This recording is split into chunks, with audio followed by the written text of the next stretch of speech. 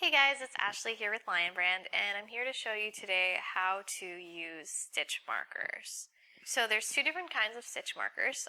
You have your closed stitch markers that are just rings like this that are completely closed circles. And then you're going to have your open or split ring stitch markers, which come in a couple varieties as well. So this is your split ring here, and you can see that you can easily feed the yarn through, or a stitch. You can feed the stitch marker through a stitch like that.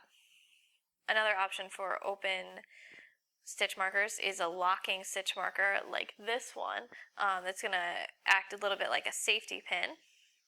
And again, you can just attach it to a stitch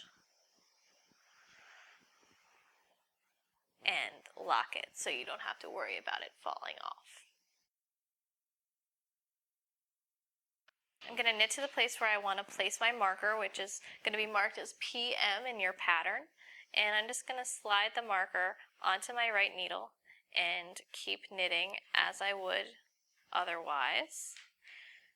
And you're going to have to keep in mind that when you're using a closed marker, you're not going to be able to access it until you get to that point in the next row. So I'm going to keep knitting all the way through and then turn back, and I'll be able to get back to that marker on the next row. And then you're just going to slip it. So this will be marked as SM in your pattern, and you're just going to slip it like you would slip a stitch. And then just keep going. And you'll see it again with each row until it's time to take the marker off. You can use a split ring or open marker in the same way. Despite the fact that this marker will open, I can still slip it on my needle the same way and use it as though it were a closed ring marker. The difference is that if I need to take it off, all I have to do is unlock it and slide it off. The great thing about the open stitch markers is that if I notice that I've made a mistake, all I have to do is wrap the stitch marker around the stitch, and then when I knit back to that stitch, I can drop down and fix it.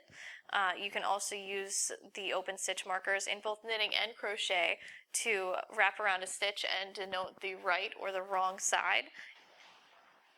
Another thing that you can do is if you have done what I just did and dropped a stitch, you can lock the marker around that dropped stitch so that it doesn't continue to unravel, and it's easier for you to pick up when you get back to it on the next round. You'll take your open stitch marker and you'll just slide it through the stitch that you want to mark. Stitch markers can be used to denote the beginning or end of a pattern stitch, the beginning or end of a round if you're making something in the round like a hat or a sock. It can also be used to mark a certain number of stitches, every 10th stitch for instance, depending on the pattern you're using. If you're in a bind, a paper clip or a small piece of scrap yarn will work great in place of an open stitch marker.